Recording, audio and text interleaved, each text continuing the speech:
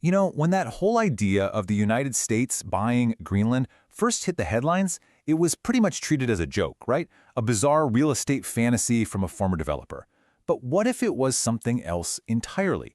Today, we're going to peel back the layers of that sensationalism to get to the real truth of the Greenland question.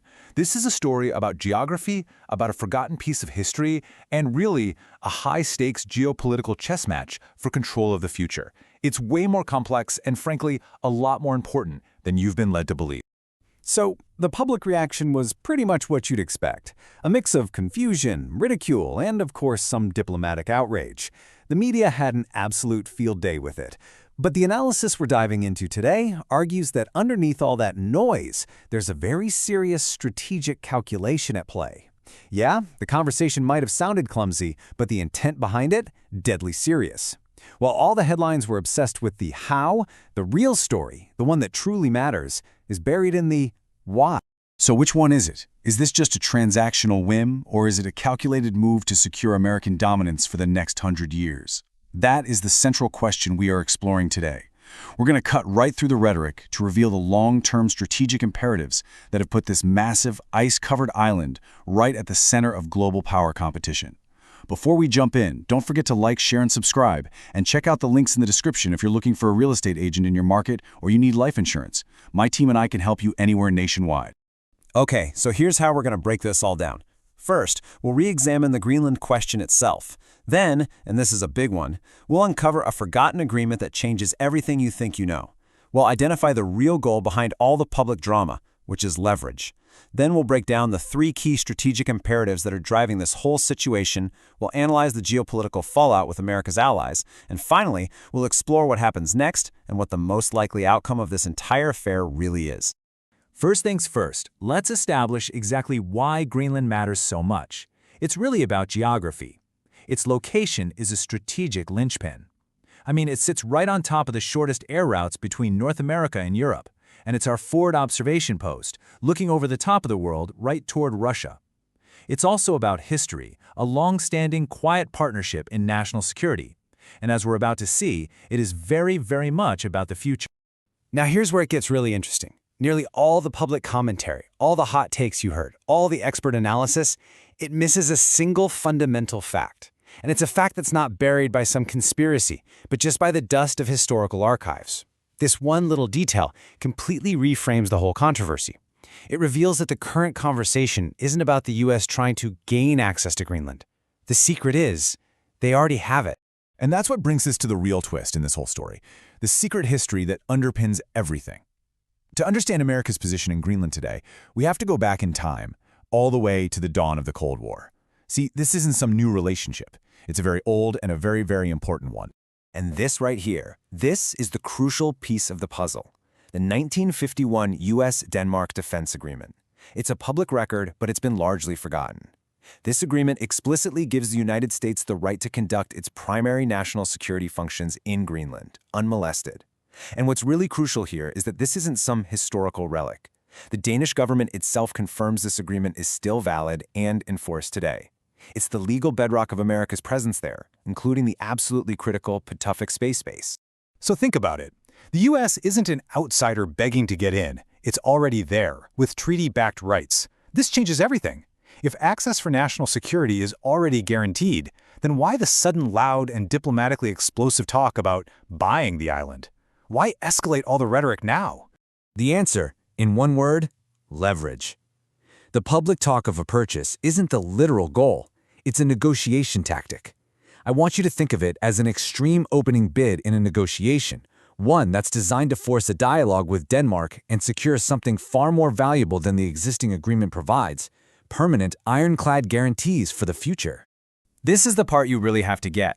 The 1951 agreement is sufficient for today's world. But the world is changing, and it's changing fast.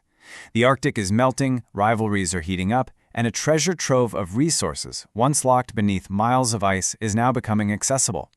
The U.S. is looking 50, even 100 years down the road, and it sees uncertainty. So the current strategy is to use pressure to lock in commitments now, to remove any future ambiguity. And what's on this wish list? Well, a few big things. They're looking to move beyond the 1951 permissions to something truly permanent for military operations. They want to secure explicit access to the vast wealth of critical minerals there. They want the right to build long-term infrastructure like ports and sensor sites. And all of this, it all ladders up to one ultimate goal: cementing American dominance in the Arctic, a strategic frontier it now shares directly with its primary competitor, Russia. Okay, so why the big push? Why is this all happening right now? Well, it boils down to three compelling strategic imperatives that have all converged to make Greenland an absolute priority for long-term American security and economic interests. And these aren't just abstract ideas. They are tangible drivers of national strategy. Those three imperatives are: number one, the need to control the emerging Arctic corridor; number two, the non-negotiable requirement to ensure early warning missile defense; and number three, the urgent push to secure strategic minerals and break dependence on geopolitical rivals. Let's break each one of these down. First up, the Arctic corridor. You gotta understand, for most of modern history, the Arctic was, well, a frozen, remote wasteland. That is changing at a breathtaking pace. Climate change is opening up new, shorter shipping routes. It's unlocking access to raw materials. It's becoming a critical hub for undersea data cables. And most importantly, it offers the shortest, most direct route for military positioning against Russia. What was once basically obsolete is now the new frontier of geopolitical competition. The second imperative is missile defense. And look, this isn't just strategic. It's about pure, hard physics. Greenland is home to the 12th Space Warning Squadron. Their incredibly powerful radar systems stare over the North Pole, providing the very first warning of any intercontinental ballistic missile launch from Russia. With Russia actively modernizing its nuclear arsenal, guaranteeing uninterrupted access to this facility, well, it's not a preference. Losing that access is simply not an option. And this leads us perfectly into that third point: strategic minerals. Greenland holds vast deposits of rare earth elements, and those are the lifeblood of modern technology. We're talking everything from smartphones to fighter jets. Now, the most critical piece of this puzzle is China, which currently dominates the global market for mining and, more importantly, refining these minerals. Establishing a direct U.S.-Greenland supply chain would be a massive step toward resource independence, bypassing Chinese control and directly fueling America's next generation of technology. And don't just take my word for it. This isn't some fringe idea cooked up in a think tank. The push for mineral independence is a top-level national priority. The source material for this explainer points to specific executive orders from the administration calling for immediate measures to increase American mineral production. The Greenland strategy fits perfectly within this established national imperative. But, a strategy this aggressive, it's gonna have consequences. It comes at a cost. While the logic may be crystal clear inside Washington, the execution is causing some significant geopolitical fallout, and it's alienating some of America's closest allies. It's a high-risk, high-reward gambit that could very easily backfire. And just as a quick reminder, if you're finding this deep dive valuable, don't forget to like, share, and subscribe, and check out the links in the description if you're looking for a real estate agent in your market or you need life insurance. My team and I can help you anywhere nationwide. This slide really just nails the problem, right? It's a dangerous communication gap. The U.S. message internally is all about long-term stability and preparedness for the entire NATO alliance. But what allies like Denmark are hearing, amplified by the blunt rhetoric, is a threat. It sounds like a challenge to their sovereignty, a message that the U.S. will simply take what it wants. And this perception creates deep, deep friction within the alliance. And this kind of infighting, well, it doesn't happen in a vacuum. Every single crack in the NATO alliance is an opportunity that America's adversaries like Russia and China are just waiting to exploit.